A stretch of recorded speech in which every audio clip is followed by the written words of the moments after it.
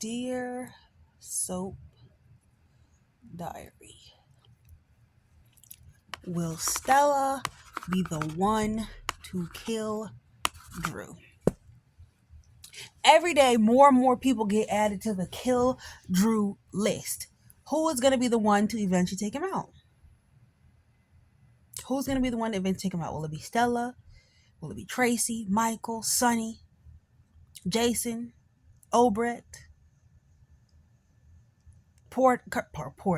Curtis, Portia, Sidwell, Molly? People saying, Danny. What about Scout?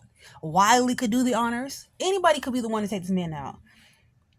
Unfortunately, I do not trust General Hospital to be able to do a good whodunit storyline. And also, I do not trust them with the storyline because they're giving it very much Peter August. Peter ran amok in our lives for like 6 years, just being completely evil for at least 3 of them. Drew's only been completely evil for like a year now. Probably like a little over a year. Like a year and some months. So as far as I'm concerned, he's not over with yet.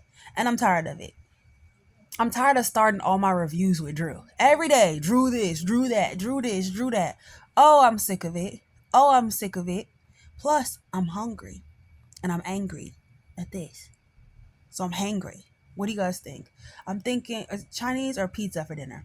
I'm thinking Chinese. But let me know in the comments who you think is going to kill Drew ultimately. Because it has to be coming. Because this character is not sustainable anymore.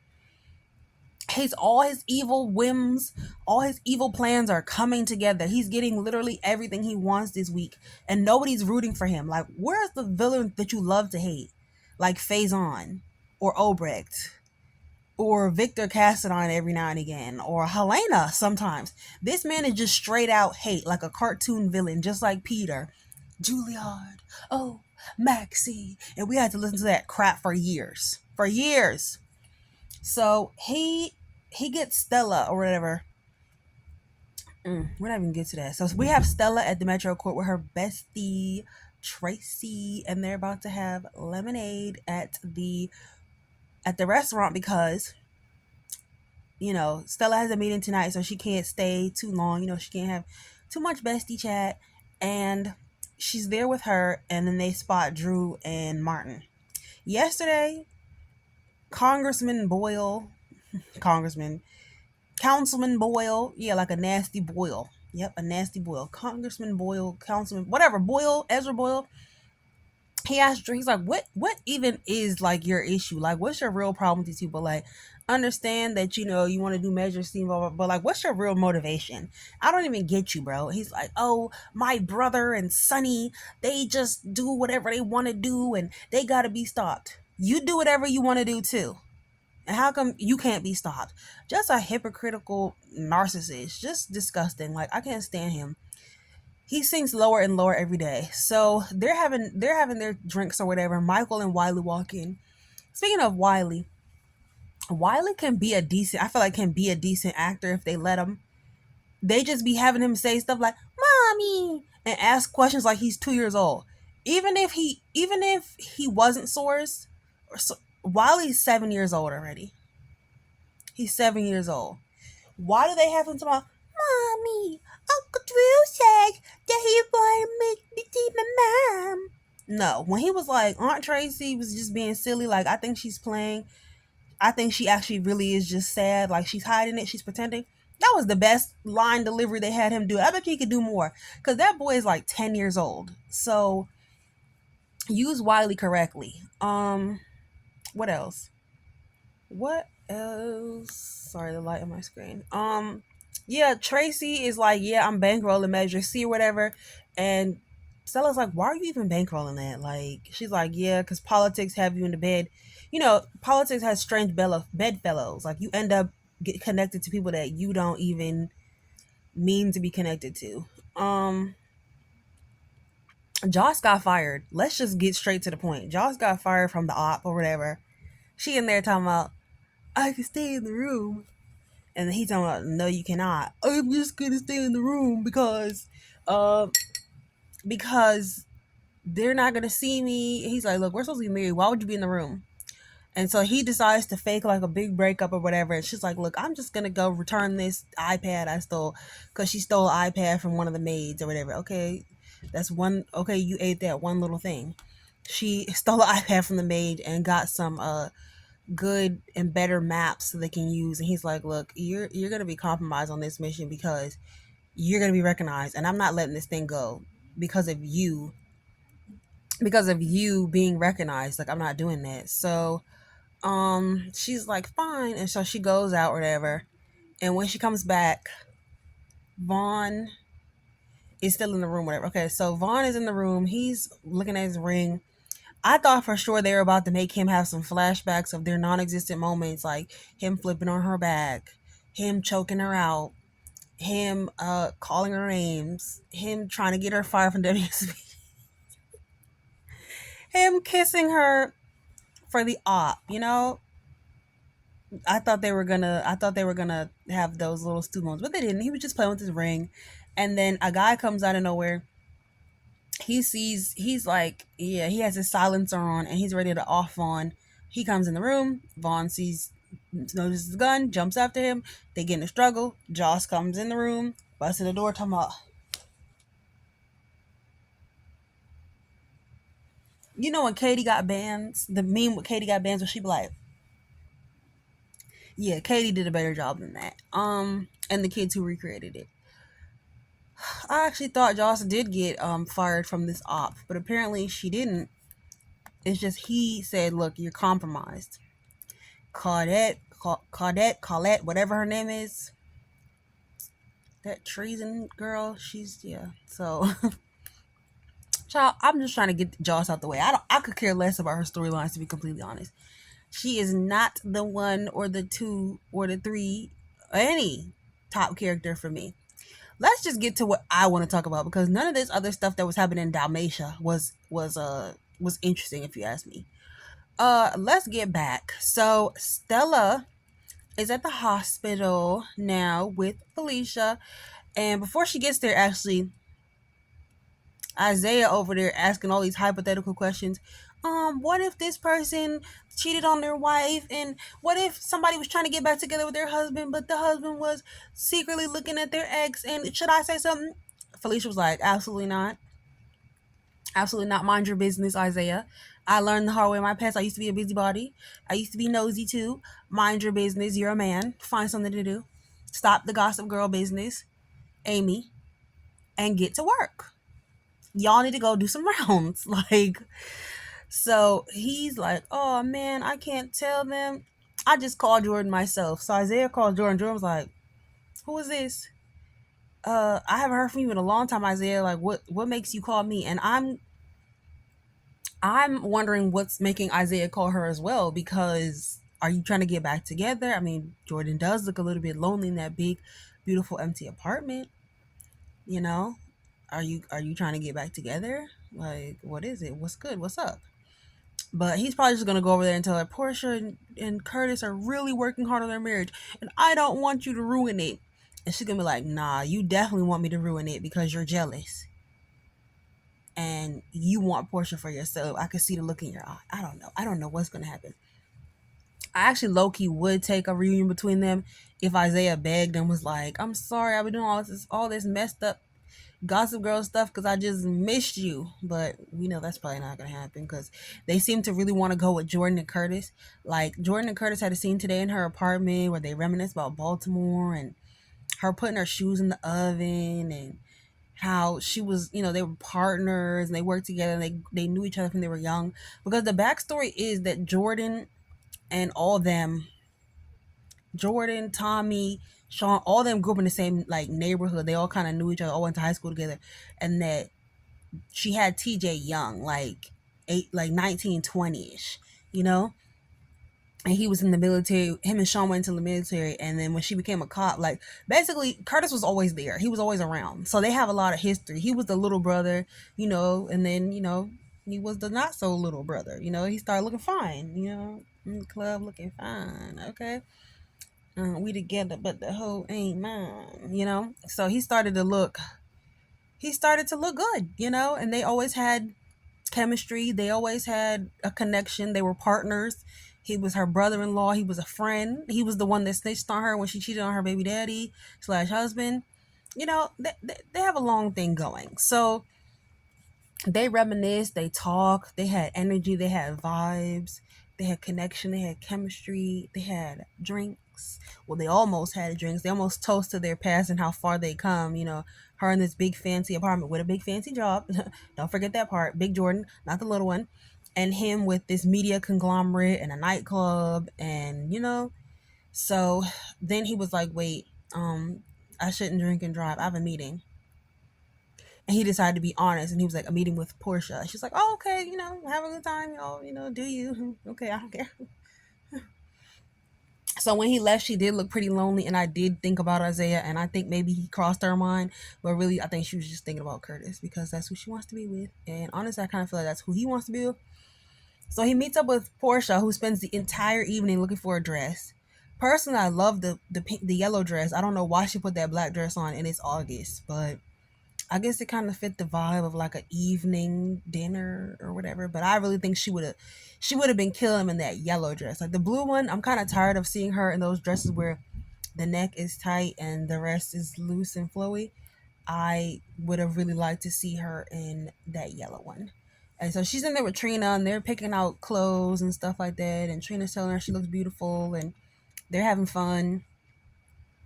Um, I wish there was a lighter vibe to that scene. I wish that they had really just let it be with Trina and Portia and just let them have a mother daughter moment, and it didn't feel so.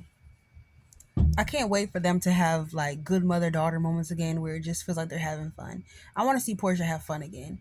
And when Portia and Curtis were at the table, I would have loved if they had a montage of Curtis and Portia at the table, like eating, trying food, looking at each other, smiling, laughing, just with music playing, just so we could finally get some happy memories and moments with them. Because we really don't have like moments with them. Like, say people like them and they were a couple people were rooting for, and they had like Purtis edits.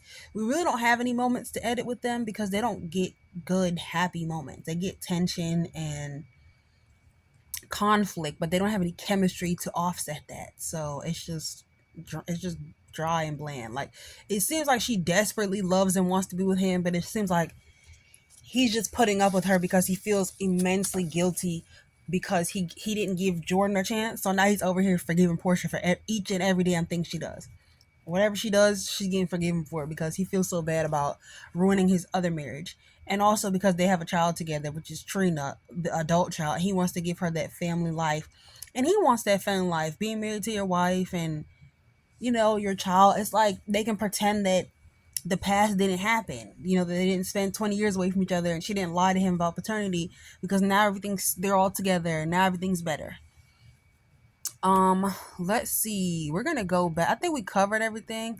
Oh, before we get back to Drusif, or some people like to call him Drucifer. So before we get back to that, Jason made it to the Five Poppies, aka John Moore made it, which is, like I said, his not biological, but his original last name on his original birth certificate because of his mother, Susan Moore. I like how they threw that together. Same initials, JM. So he goes to the Five Poppies. He's liking his stay. He's like, I want to book scuba diving, blah blah. And he sees Brit. He sees Brit. Their eyes make four. They lock eyes, and these two star-crossed soulmate lovers finally see each other again, and blah blah blah. I don't like how they're setting. I liked Jason and Brit when they first started, but I don't like how they're setting up this thing with them. They're doing a bit much with it because they could have just had it be what it was without adding all the extra Rocco stuff and making it seem like he was the first person she ever loved or trusted when there was Nicholas. She did love and trust Nicholas, and him and Spencer changed her life along with the baby. And I want that history to be shown and talked about because that's another person that Rocco could talk to. But they're dragging it a little bit. But it would be nice to see them have fun together because Britt is clearly looking for something. Okay, she's looking for something because she's over here looking for Vaughn, Mr. Nash.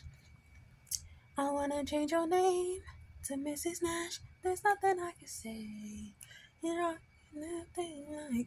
But she want to be the new Mrs. Nash. She's just being nasty to me. She's giving side chick energy again, and I'm sick of it. Like, please stop, Britt. Please stop looking for that married man. What if his wife was in the room? What you gonna do? I shudder to think, Britt. What are you gonna do?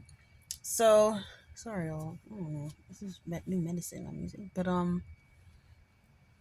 what happened? Oh yeah, let's get back to Stinking Drew. So Stinking Drew is at the place and he's like, I'm gonna show Willow how much she needs me.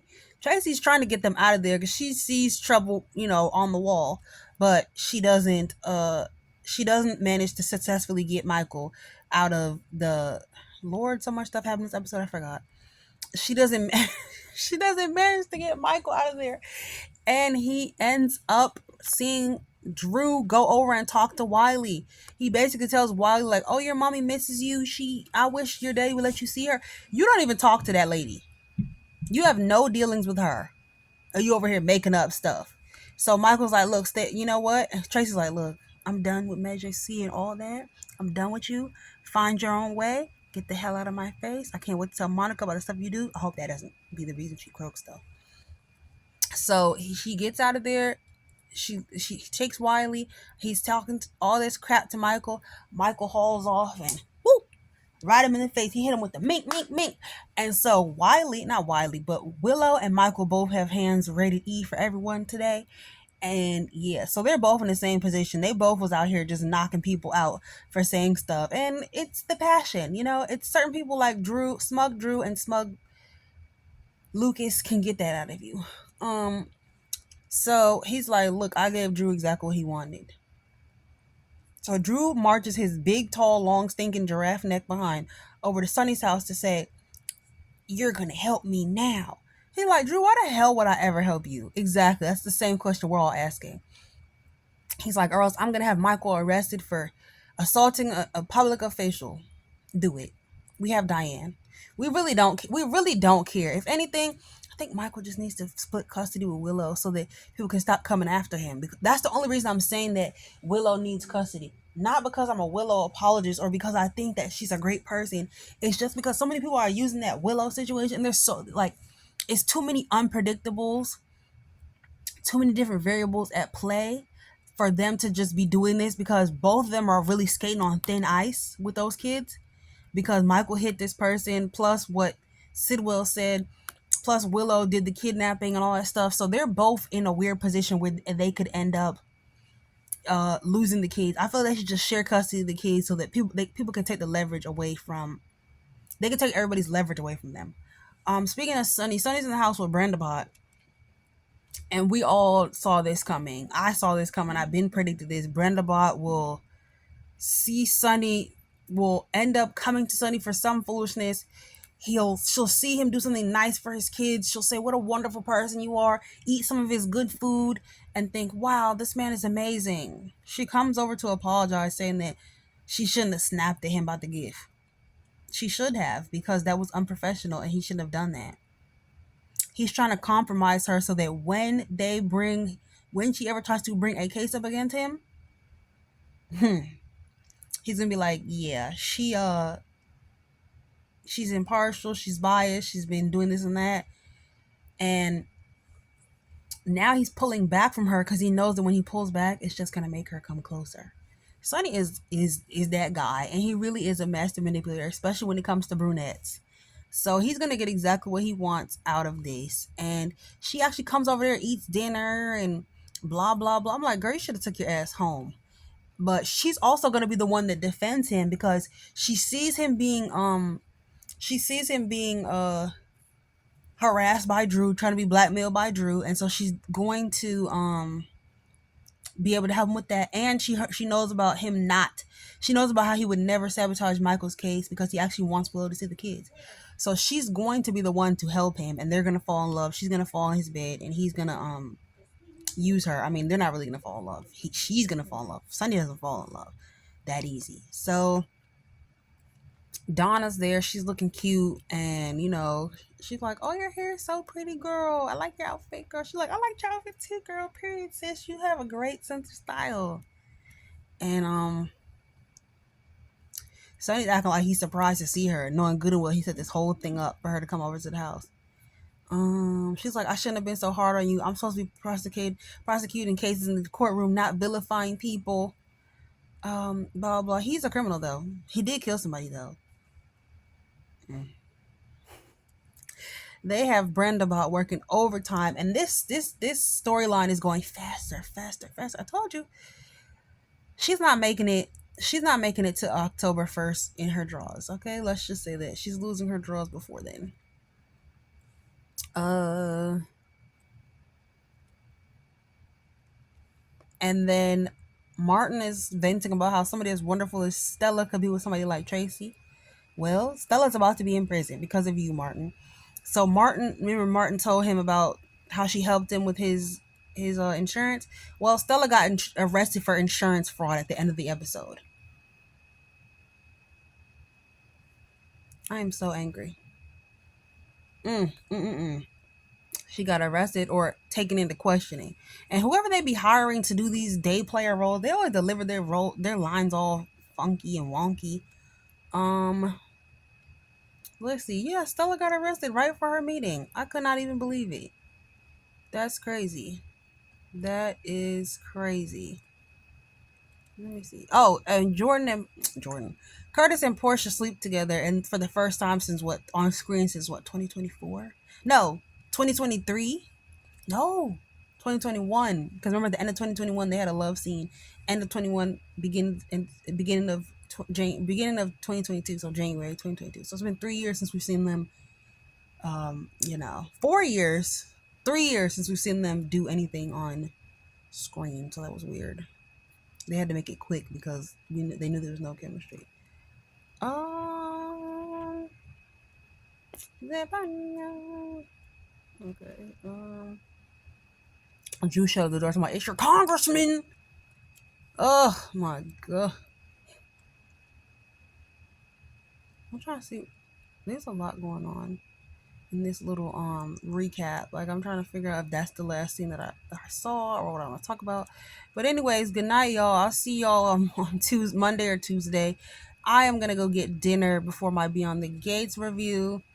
And yeah, Drew's gotta go. What do you guys think? Who's gonna be the one to take him out?